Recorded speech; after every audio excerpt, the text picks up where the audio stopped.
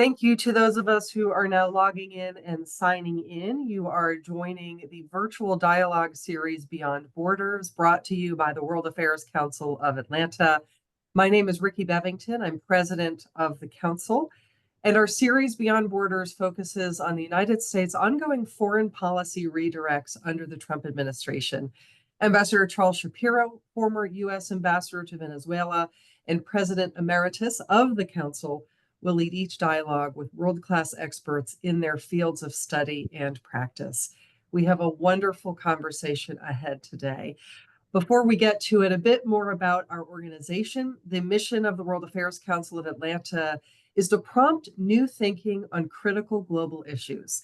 Throughout the year, we feature diplomats, dignitaries, executives, and subject matter experts providing world-class analysis of geopolitics, foreign policy, trade and the economy, emerging technologies, armed conflict, climate change, health and humanitarian issues, and many more topics.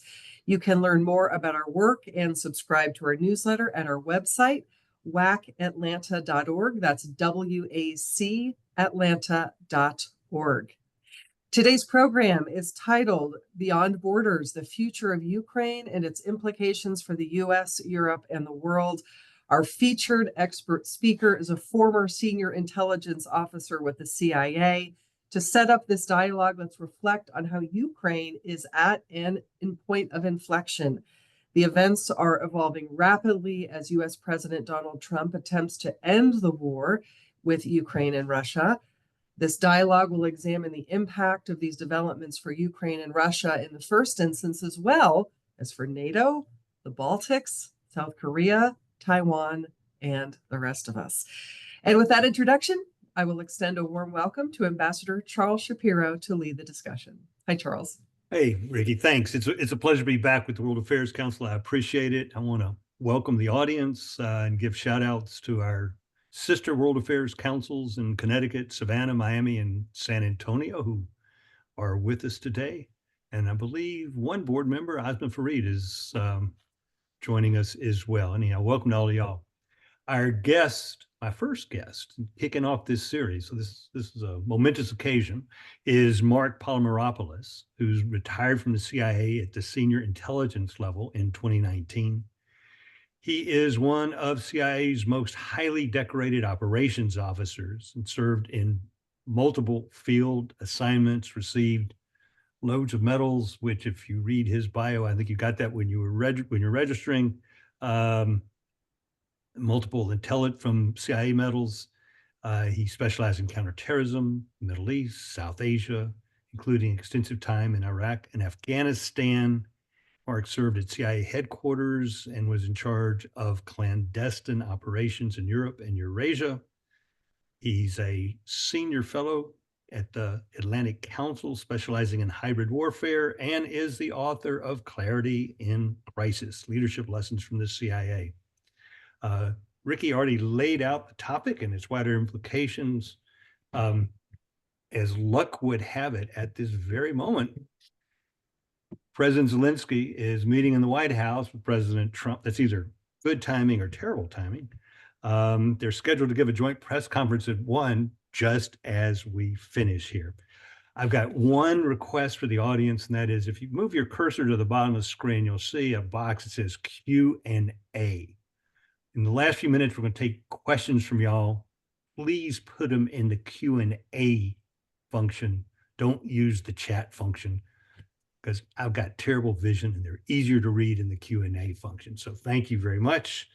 Marc, what are Trump and Zelensky up to today? I mean, what are they about to sign? How would U.S. investment in Ukraine deter or not deter future Russian attacks on Ukraine? Well, Charles, first of all, thanks for having me here. Ricky, same thing. It's a great honor to be with the World Affairs Council of Atlanta. We have an hour to chat, and there's no shortage of topics. But I think what you raised, of course, is what the world is watching right now, and that's a meeting between President Trump and President Zelensky. And Zelensky just arrived, and Trump's first comment was, "You dressed up for me today." Trying to keep it light, I would imagine, but. The real question here is not on kind of the theater involved, and we've seen a lot of this over the last week or 10 days.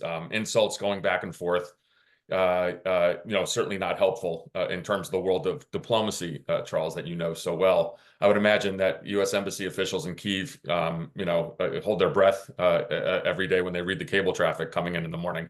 But what's going to come of today? There's this notion of this minerals agreement, which the details are very sketchy, even though we it's out now in public what it is. But here's what it's not. There's no security guarantees for Ukraine, and there's no notion of continued U.S. military assistance. And so, what is happening here? I think Zelensky's coming to try to salvage the U.S.-Ukrainian relationship, because I think not only the Ukrainians, but the world sees that the U.S. has changed its policy. We went from an incredible ally of Ukraine's, providing over $150 billion in assistance, saving Ukraine's rear end, frankly. And I think that's something a lot of U.S. officials certainly are very proud of. To then this position, perhaps of neutrality, which was certainly the theme at the Munich Security Conference last week, to now of tilting towards Moscow, which is kind of almost mind-blowing for a lot of us. So we switched sides. We switched sides. So, to a country which, this is not a country that is without fault. I mean, Russia is the clear aggressor. They have raped, pillaged, and murdered through Ukraine. It's also, let's just be frank, an enemy of the United States. So it's a shocking development in the foreign policy world. Certainly shocking to Ukraine, who has to deal with the ramifications. And of course, Europe is watching very closely because the idea of the U.S. as a dependable ally is that question. So a lot at stake today in some ways, but I actually think, and we can certainly get into it, that the writing's on the wall already. That the U.S. has made this policy, certainly a policy shift towards neutrality, if not more. And now the question is, what next? Can Ukraine survive against, this much bigger army and air force that the Russians have? Can they survive without direct U.S. assistance? Can the Europeans pick up the slack? I mean, they say they want to, but do they have the capacity to do that? So that's the huge question. And I think if you asked me that several months ago, I would have said no. But I think that starting in Munich, actually starting with the election of Trump, who made very clear his antipathy towards Ukraine. I mean, there's almost some wishful thinking in Washington going on that somehow, and there are some very well-meaning advisors on the Republican side who are trying to convince Trump that Ukraine is not the bad guy. But listen to John Bolton, the former national security advisor, who says very clearly, look, Trump hates Ukraine and hates Zelensky, period, full stop. And so I think there's been a shock to the system in Europe, and you do see some European leaders trying to kind of take that mantle of leadership. Obviously, Macron of France, I think is front and center. But what you're going to see, I believe, is the Europeans are going to step up. Now, one of the fallacies that we see in public, and I don't even know where this comes from, is this idea that Europe has not contributed to Ukraine. Somehow that the U.S. has spent $350 billion and the Europeans have essentially done nothing. That's actually not true. Europe has provided far more, actually more assistance than the U.S. has, and the U.S. assistance is probably in the $150 billion range. And by the way, when I say this is from the American Enterprise Institute's figures. That's not the kind of the left-wing progressive think tank. This is AEI. And so ultimately, Europe, has contributed a lot, but I think that their industrial base has to kick in. But really, so I think they can provide military assistance. What really is going to be the key is, does Europe have the capability to put together some type of security guarantee, absent NATO? Mm-hmm. And that means European forces, troops on the ground, not as peacekeepers, but as kind of a force that will deter future Russian aggression. I think they probably can, but it's going to take some work on the side of what's happening in the halls of Brussels today, and other places. And so it's really a seminal time, because I think Europe has to step up. I think they will. I don't think this is dire for the future of Ukraine, but ultimately, what it makes me sad, frankly, depressed, angry, is that the U.S. has kind of lost that leadership mantle in the world in terms of, our values. This is, I always subscribe to the notion, Charles, and I imagine you did as well, that we were the bright, shining city on the hill. You bet. This is important. We stand for something. With this kind of imperialist or mercantilist view now, and that is what this administration is doing. That's not exactly who we are, and kind of what we kind of represented when we served overseas on behalf of the United States government. So it's almost a question of the U.S. retrenching. I think Europe will stand up, but again, if you're a foreign policy thinker in the United States, like I know everybody is at the World Affairs Council of Atlanta, you do have to think of, okay, who are we right now in the world? What do we stand for? What are we doing? I think those are some pretty profound questions.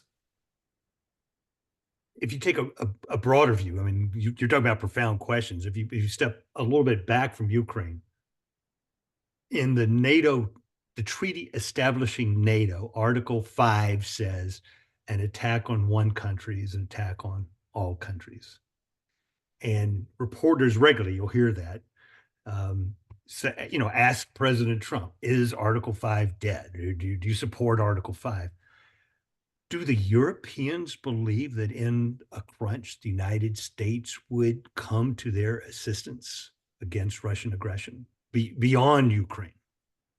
Easy answer. No, absolutely not. I mean, I do a lot of work, with European think tanks. I have contacts all throughout kind of the European foreign policy establishment, and to a T, they don't believe that the U.S. would actually honor Article 5 now.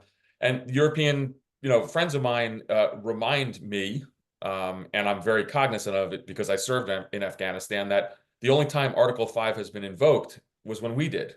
The United States did after 9/11, after September 11th. And again, for the audience, everyone might know this certainly, but there were 1,000 members of NATO, 1,000 servicemen and women of NATO forces who were killed defending the United States.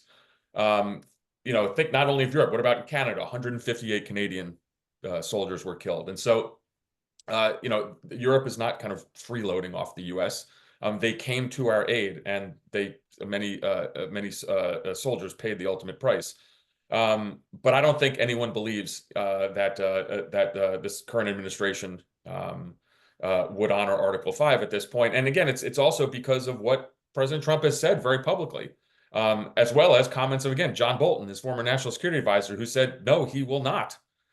He wanted, in fact, to pull the U.S. out of NATO, even under the first Trump term. So, again, this is a profound change in the security arrangements of the post-Cold War period that I think everyone is grappling with. And it's the notion that the U.S. may not be that dependable ally that we thought. And Charles, this is not just having to do with Ukraine. What about China?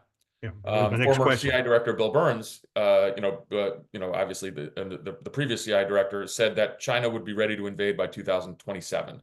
It's 2025 right now. Right. Do you think the people of Taiwan look at the United States as a dependable ally now? And I think the answer is no. And let me just throw one thing out there. I know I'm kind of extending my ramblings here, but I have a unique perspective of this. And I think, Charles, you certainly would understand this, as would many of those in the audience.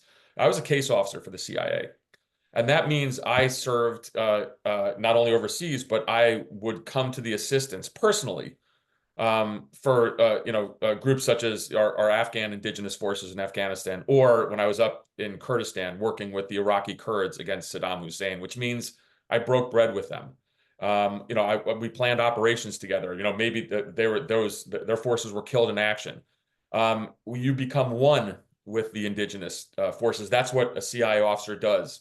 Very similar to what the special operations world would do as well. And I remember even in Afghanistan, there was a four-star U.S. military general that visited a base where I was the base chief of a paramilitary base in eastern Afghanistan. And I said, welcome to the finest fighting force in eastern Afghanistan. And there's no U.S. forces there. And he was looking around. He said, what are you talking about? And then he got it.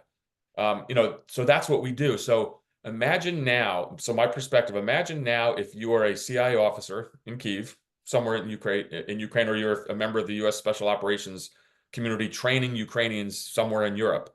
And you have to look at your Ukrainian partners in the eye every day as you see this policy shift. And I think it's devastating because we made promises, and these are certainly promises that we're not keeping. And I do think that the world watches this and they see us now as, well, hold on a second. The U.S. is an unreliable ally, and who takes advantage of this? The Chinese and the Russians do, because they will say, if to any group, is the U.S. going to come to your assistance now? Are they going to be the knight in shining armor? I don't think so.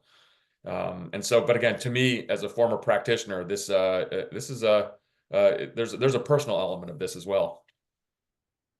Let me approach this in a different way. In the past 5 weeks, President Trump has gotten Zelensky to come to Washington to sign an agreement he said he would not sign. The European allies, our NATO allies, are increasing defense expenditures, putting it in their budget. I mean, the UK did that yesterday, I think. Something, I mean, we've been asking them to do since I joined the Foreign Service in 1977 and was posted in Denmark, right? Trump's gotten them to do that. They're talking about creating an independent European defense force, independent of the United States. French President Macron and British Prime Minister Starmer have come to Washington in the past 3 days in a show of public deference. President Trump is taking advantage of U.S.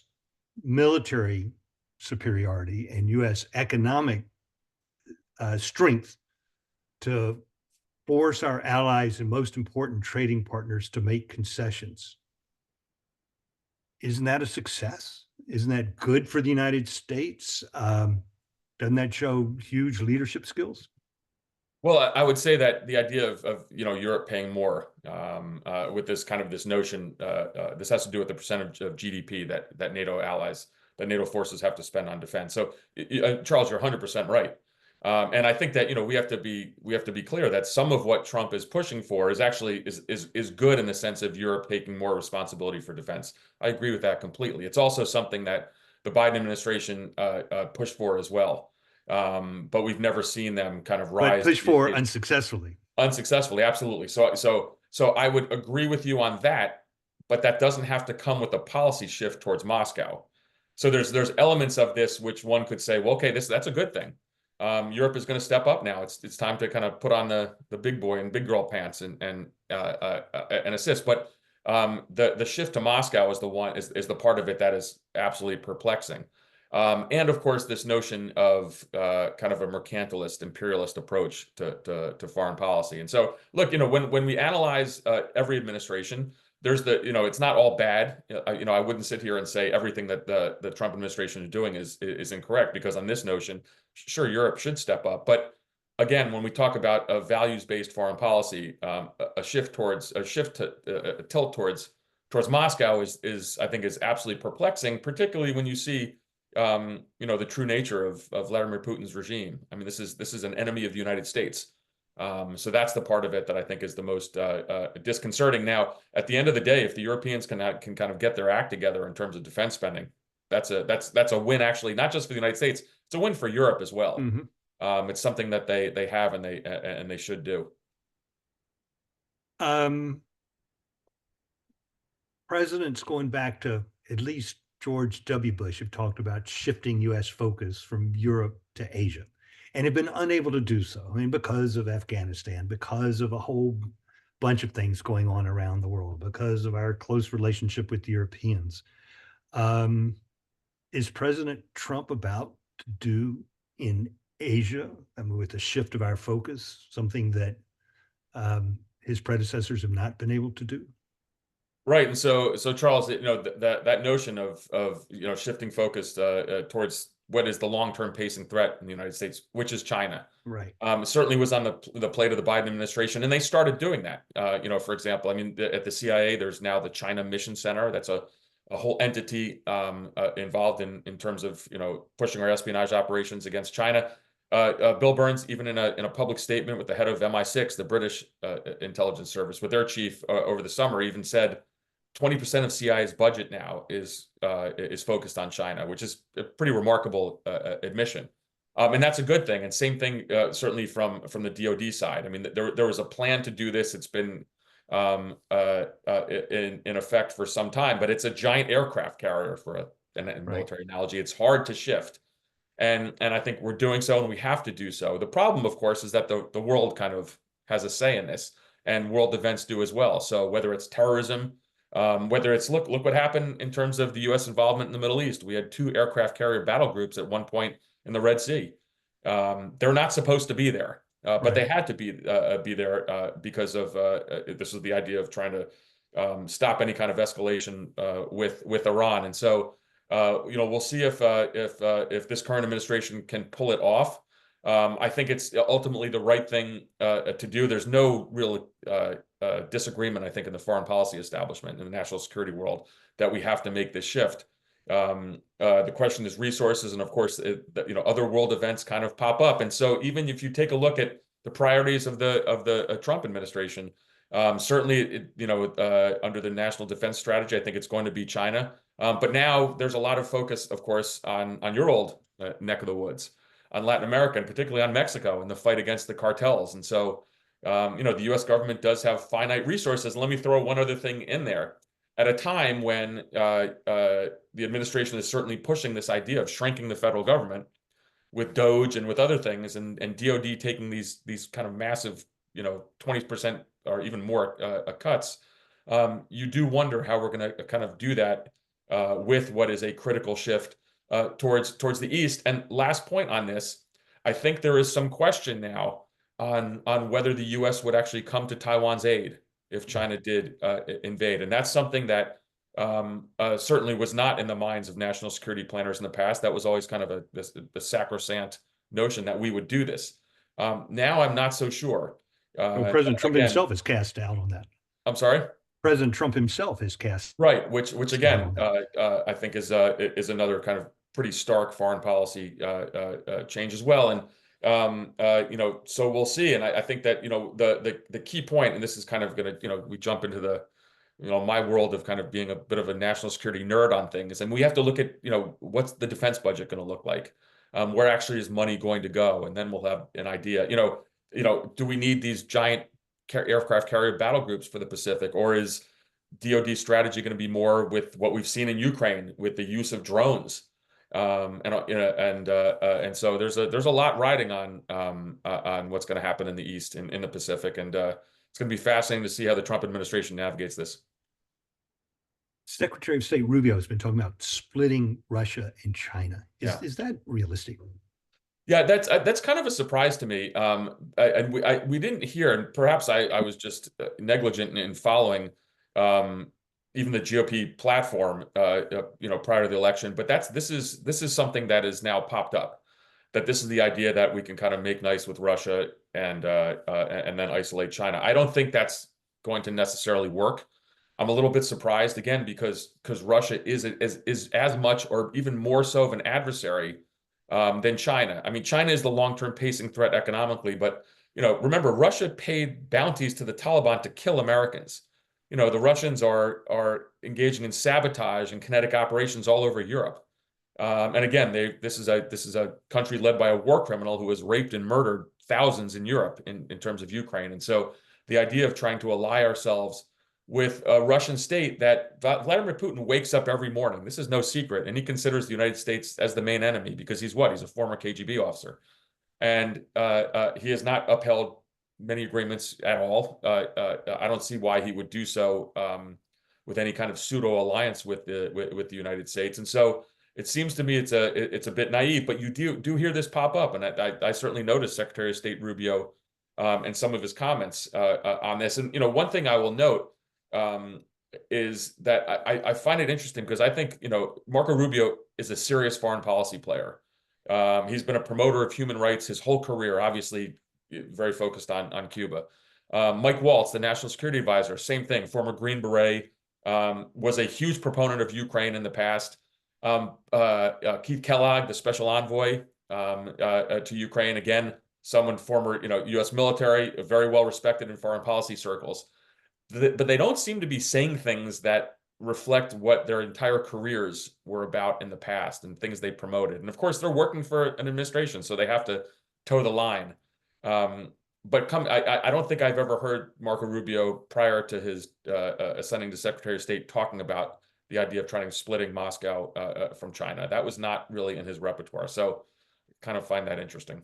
Be interesting to see how long these people last in their current positions. Well, that's a huge point too, because I mean, Marco Rubio, Mike Waltz, and Keith Kellogg were very strong supporters of Ukraine prior to joining the administration, and yet now, in multiple press engagements last week, they couldn't even admit or say that that Russia was the aggressor. Yeah.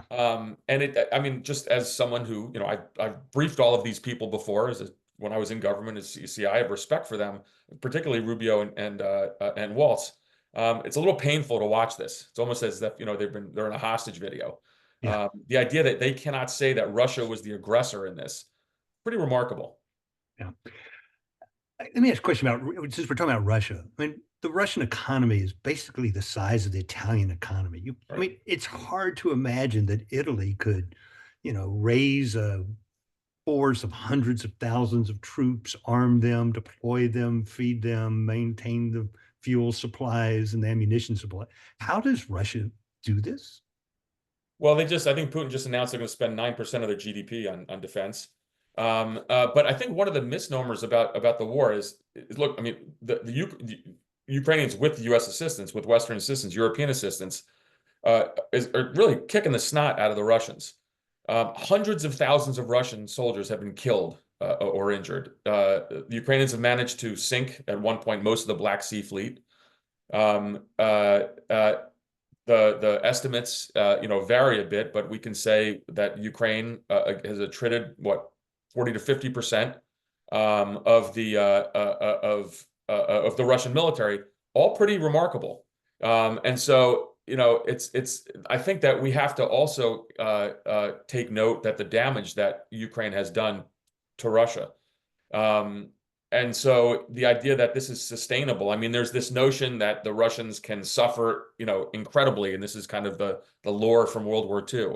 I'm not so sure this is the case now. And again, I think that it goes to kind of the notion that, and I heard it again from Rubio and Waltz, that the Ukrainians should be thanking us for all the support we've given. I think we should be thanking them, because what they've managed to do is do incredible damage to the Russian military, which again, Russia is an enemy of the United States.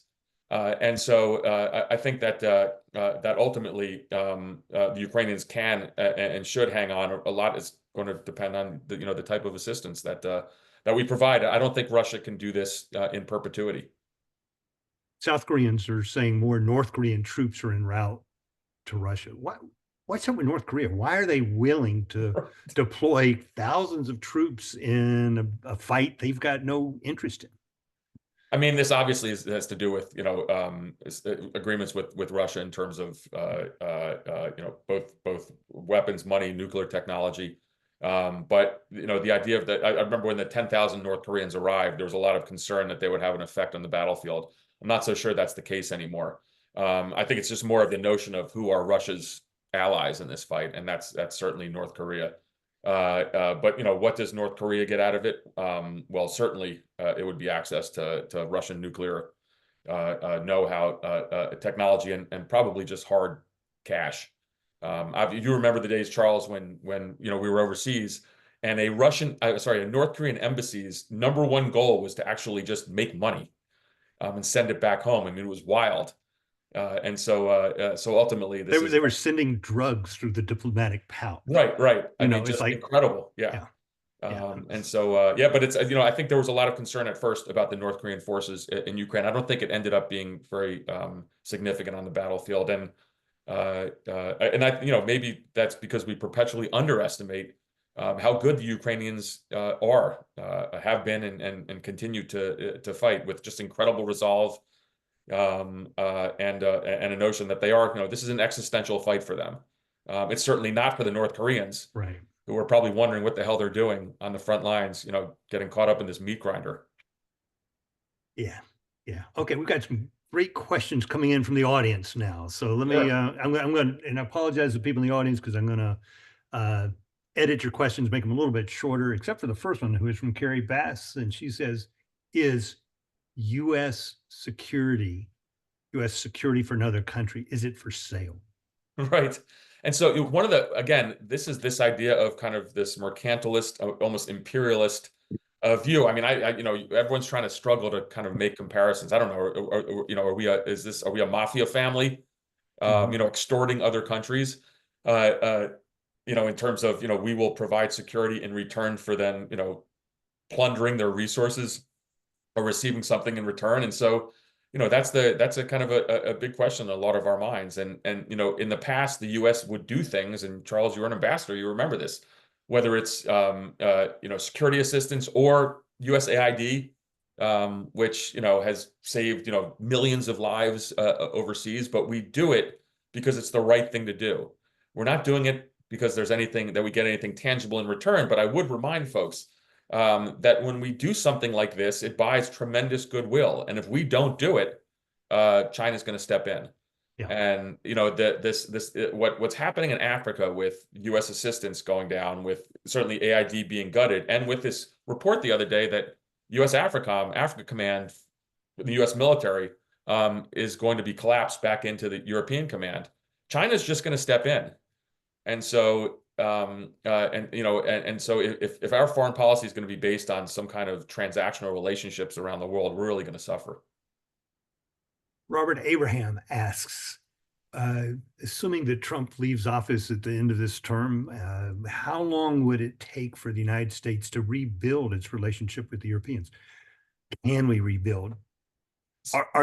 Will the Europeans ever trust us again? Yeah, that's a really good question, because what I think was the attitude. I'm not saying this is not my personal view. This is the view that I heard from my former diplomatic intelligence colleagues in Europe, is that Trump won after the first Trump administration. Everyone said, okay, this is an anomaly, but he didn't like NATO, he didn't like Europe. We can rebuild this, and in fact, President Biden did so. Not only was NATO strengthened, it added members.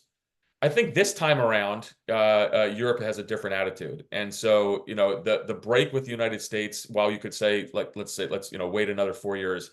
But I think that the idea of the U.S. being a reliable partner, that this might be have some really long lasting effects. Is it permanent? I can't really say that. But is it something that is not considered just temporary? I think that's fair to say. And so I really do think Europe is going to look elsewhere now in terms of security guarantees. And let's kind of throw it back into what you raised before in terms of China.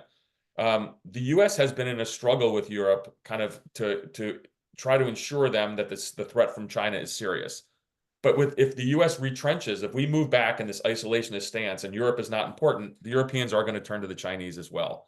And I go back, and obviously my last name is Polymeropoulos, so no, that's pretty Greek.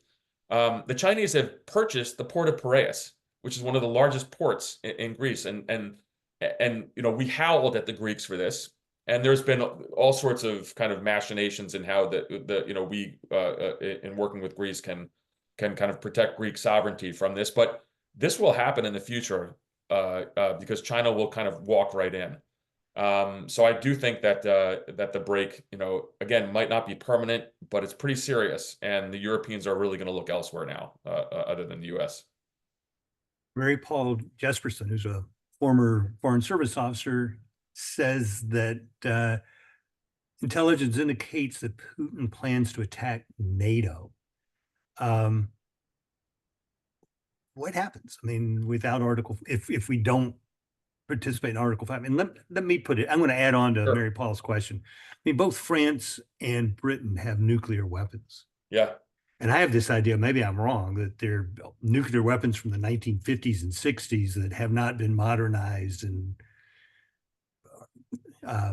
would be clunky at the very least. I mean, difficult to pull out, to deploy, whatever. I mean, what's likely to happen with France and UK's nuclear weapons? So I love this subject. In fact, I was talking to a friend of mine, Nancy Youssef, at the Wall Street Journal. She's their Pentagon reporter. And I said, hey, because all of a sudden, Europeans have just started to talk about this. Yeah. And in fact, Macron, actually talked about extending the French nuclear protection, the umbrella, to the rest of Europe. And I think that's something that is it's pretty extraordinary when you think about that, because this was the U.S. role in the past. But ultimately, I think this is a subject that deserves attention. I think it is certainly being talked about between both the UK and France in terms of modernizing their nuclear forces. I'm not an expert on this, but I would think that that certainly these are things that you're going to see discussed. And don't forget the whole notion of nuclear disarmament. I mean, we asked, and the Ukrainians complied in giving up their nuclear weapons program in return for security guarantees. That slogan once again. But if you know, I would, anyone here, if there's any students in the audience, if you want to write a good master's or PhD thesis, jump on that notion of the European nuclear security umbrella, because that is being talked about right now. It's fascinating to me. Yeah, and nobody's talked about it in years. Right. Laura Dawson asks the following, and this is my wife, so give her a very good answer. Okay. Does the U.S. breaking its international commitment so quickly without apparent forethought or consultation put American lives at risk? So I think that's what a great question, and I mean that not just because it's coming from. Actually, I have an op-ed in the Hill coming out next week on this issue, that I think Americans are more at risk, and that's because of a notion about partnerships. So what do partnerships mean? And let me just kind of throw it in my old world of intelligence. These are intelligence liaison relationships. And so whether it's working with other countries in counterintelligence, catching spies in our midst, or counterproliferation, stopping the spread of weapons of mass destruction, obviously counterterrorism, and then of course, the struggle against our hard targets like Russia and China. The U.S. gets a tremendous amount. We provide a tremendous amount, but we also receive a tremendous amount of intelligence from our partners. And I think there's going to be a pretty profound kind of rethinking amongst some that we can't be trusted. And so, I think that actually does hurt significantly, because, it's an interdependent world. We can't go at it alone. And if the intelligence world, there's this idea of this kind of sexy notion of, James Bond running, unilaterally recruiting agents. We have a penetration of the Kremlin. In reality, we do that, but we also have our allies who do that, for us and with us. Think about what's called the Five Eyes intelligence relationship, which is the US, the UK, Canada, New Zealand, Australia, and the idea of this incredible partnership, particularly on the signals intelligence collection world.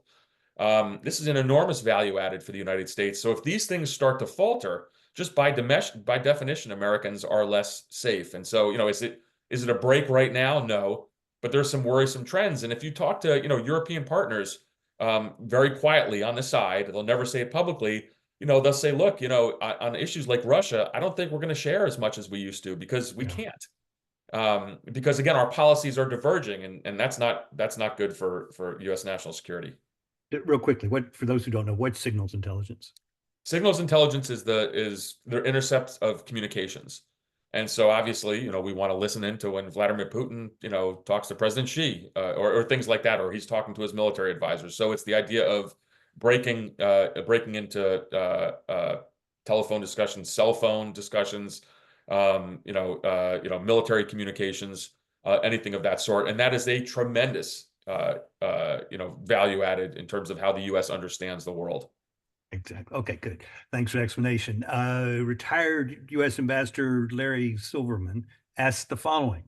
President Trump has said he thinks U.S. economic relations with Ukraine alone will deter Putin from further aggression. Is that reasonable? See, I go back and forth. I have a lot of very smart friends who believe there's something to that, and I just don't subscribe to that. Look, this deal, which I think they're signing right now, is a framework deal. But without security guarantees, without, again, the notion that U.S. or European forces will be on the ground, and that military assistance will be continued, I don't see how just an economic agreement is going to help. And so I guess it's the idea that somehow U.S. companies are going to invest, they're going to have boots on the ground inside Ukraine. But what U.S. company, who frankly, a U.S. company is not beholden to the President of the United States, it's beholden to their shareholders. Right. So you can invest hundreds of $millions in Ukraine without security guarantees. That just doesn't make sense to me whatsoever. And I would also point out, that I don't think Vladimir Putin cares one lick if there are Americans in Ukraine, if he can go at it again. Just remember all the Americans that seem to end up in jail in Russia. And then we go through all these machinations in terms of prisoner swaps. And so I don't see the economic agreement. And people do make an argument that is the security guarantee in and of itself. I think it's that's just not enough. And I think obviously the Ukrainians feel the same way, because what we are all looking for in terms of these discussions now, is there going to be some side agreement on actual security guarantees? That's kind of the big question that's coming out of the meetings today. Okay, we got 5 minutes left, so these are going to be the one sentence answers. Okay, Sure. Okay, because I got 5-6 questions here. We've seen Russia increasing its aggression of a non-military nature, cutting undersea cables in the Baltic and getting engaged in upsetting elections in Moldova and Romania. Yep. What else do you anticipate? What are they up to? The Russians? That's their hybrid warfare. That's obviously I do a lot on this. This is kind of everything kind of underneath kind of kinetic attacks, but it also can be assassinations and sabotage operations. This is the old KGB and current SVR and GRU. These are their intelligence services of Russia. That's their playbook. They will continue to do so. It's cheap, it's effective. And to date, we have not managed to counter this. And so they have, I always say that, Europe, it seems to be the playground for Russian intelligence in doing this. And it's up to the United States and European allies. It was to stop that, but they are going at this full on now. And there's no reason to think that they're not going to be emboldened to do more. Okay. Former U.S. Ambassador Luis Moreno asks, what's your take on this whole Canada is the 51st state thing? This is insulting. It doesn't make sense. We've managed to alienate an entire country that is generally very rabidly pro-American. The U.S. national anthem is getting booed at hockey games in Canada. This is embarrassing. And I say this as someone who was in Afghanistan. I spent, over a year there in multiple different deployments. 158 Canadian soldiers were killed in Afghanistan defending the United States, defending everything we stand for. So I think it's insulting and demeaning, and it's nobody in their right mind can figure out why they're doing this. And Peter Navarro, one of Trump's advisors the other day, even suggested, he later on kind of recanted, but he said that we should kick Canada out of the Five Eyes agreement, the intelligence sharing agreement. I mean, this is just kind of nutty, crazy stuff. But for God's sakes, booing. If you get to the point where the Canadians are booing the U.S. national anthem, something's gone way wrong. Michael Oxman asks, how would you describe the day in the life of a CIA case officer under this administration?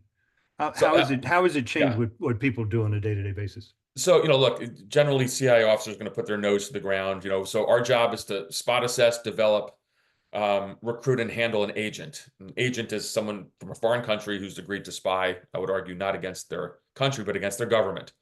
But as part of that, and it's a serious question, because we have a sacred obligation to keep them safe. If an agent sees that U.S. policy is tilting towards Moscow, and this agent happens to be from Russia, I think they're going to have some questions on, do I really want to do this? And so I think that's kind of the big, the kind of $1 million question in terms of our Russian operations. Are our agents going to be like, well, hold on a second. Do I trust you, the CIA, anymore to keep, first of all, my name secret, but also, like, you're supposed to be on the right side of history here. And if we're tilting towards Moscow, I don't think we are. Guy Tessler asks the following: with Germany and loads of other European countries moving to the right, how does that impact European unity? Do you expect intra-European conflict? That's a great question. And so, one of the things that is the most interesting about the rise of the right is it is almost, in Europe, it's almost all surrounding one issue, and that's immigration. Just as much as immigration is was an issue in the U.S. presidential election, it's certainly an issue in Europe. And if you look at the AfD in Germany, I mean, literally their popularity is because migration is such an issue there. So my argument would be that the European countries have to get that issue under control. Just like you can make the same argument that we have to do that in the United States as well. I will say that, and what we've seen with the rise of the right in France, and recently with the AfD's electoral results in Germany, it's never as bad as we think because of coalition governments. So the AfD is not going to be part of the next German government, even though they received huge majority of support in the old East Germany, and about 20% of the vote. And so it's a concern. But the way that these European coalition governments work, I think it's manageable for now. So you don't see, in essence, a Nazi-friendly party coming into power in Europe anytime soon. Dana Azar, and I may be mispronouncing the name, asks, Bannon advised the United States to join hands with Russia to counter China. Yeah. Should we sever our relationship with NATO and join hands with Russia? Well, I think we addressed this before, and the answer is, of course, no. NATO is of course, I think the greatest alliance in the history of certainly of our country. It's kept the peace, for 80 plus years. And so the idea of, and again, it's values based. And so, the United States is not a country that just is only going to go forth based on, pure economic interests. We stand for something. Again, the bright shining city on the hill. So a tilt towards Moscow, a move away from NATO, that goes against the fundamental notions of who we are as Americans. And because the idea is we promote political and economic liberalism. And I'll say, Charles, and you'll certainly understand this, one of the things that I love to see outside every U.S. embassy, unless I was pretending to be a consular officer, let's just say, but there was long lines at the consular section. Why is that? People believed in the United States that we mean something. We meant something. We want, it's the land of political and economic freedom. I do worry that as we if we tilt towards Moscow, if there's this break with NATO, that we're not going to be adhere to those values. Okay, Alex Chiapata, I don't know how to pronounce the name. I apologize. Ask, why is the U.S. president aligning with Russia? How do you explain it? Heck of a question. Come over to my house. We can have a bourbon and discuss this. I think that, that Trump, and this is a whole other probably hour, has it more of an ideological affinity with strongmen. This is someone who was a real estate developer, grew up in Queens, much more akin, to watching The Sopranos rather than, watching any kind of a diplomacy. But I think that the tilt towards, or the affinity towards Putin is something that it's hard to explain, other than he likes the idea of strongmen. He likes the idea of individuals who can decide world events. This is going into the personality of Trump, and that's a dangerous area to go to. I don't know, but I think if you go back and watch The Sopranos or the Godfather trilogy, maybe we'll understand it better. So speaking of bourbon, you've got people have said you're a huge aficionado of dive bars. Right. So where is your favorite dive bar in the world, and where's the best dive bar in the world?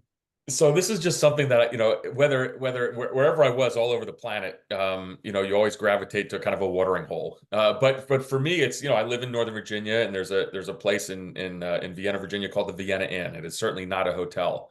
But the Vienna Inn is a legendary dive bar. It's an old CIA hangout, frankly.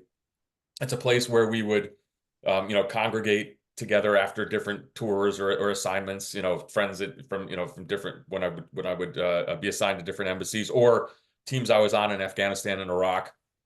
It's a place where you can let your hair down. I don't have much left, but ultimately, I like that idea of a neighborhood feel, going into a place and everybody knows your name. It's like out of Cheers, though. It's got to have cold beer, and it's got to have good food. And the Vienna Inn is famous for chili cheese dogs.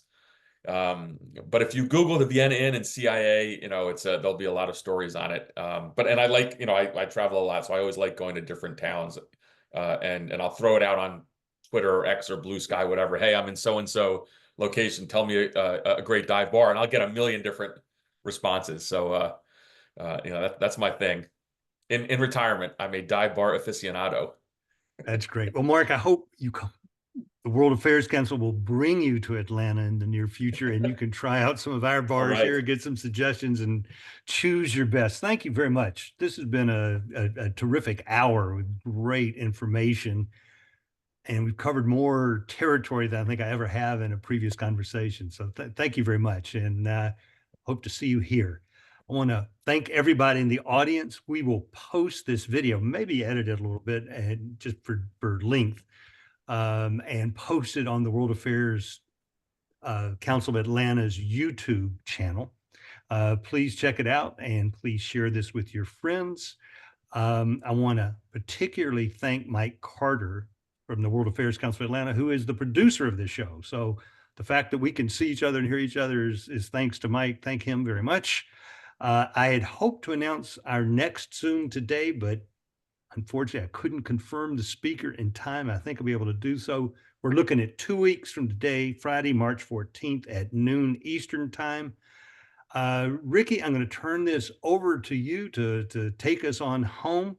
And please tell us what the World Affairs Council has planned for International Women's Day. We do coming up. Well, first of all, I have to say, Mark, I didn't know you're allowed to reveal where the CIA dive bars are in the world, but I hope our enemies are not watching. But clearly it's a public secret. Thank you to you both. Thank you to Ambassador Charles Shapiro for leading this conversation entitled The Future of Ukraine and Its Implications for the US, Europe, and the World. This is part of a series called Beyond Borders that focuses on the United States' ongoing foreign policy redirects under the Trump administration. This discussion was brought to you by the World Affairs Council of Atlanta, and as Ambassador Shapiro said, you will be able to find a video of today's dialogue posted on our YouTube channel.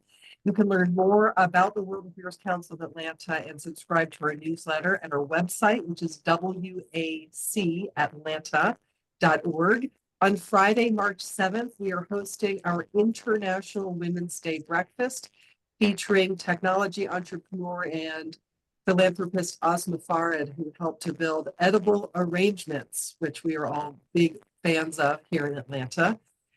Please join us. It's in Atlanta. If you're in the city with a couple of tickets left, you can find out more at our website, wacatlanta.org. For all of the rest of you who can't join us next Friday, we hope that you'll join us again on the 14th for Ambassador Shapiro's next virtual Beyond Borders dialogue. We look forward to seeing you at a future program, either in person or online. So thank you all for joining us today, and have a good one.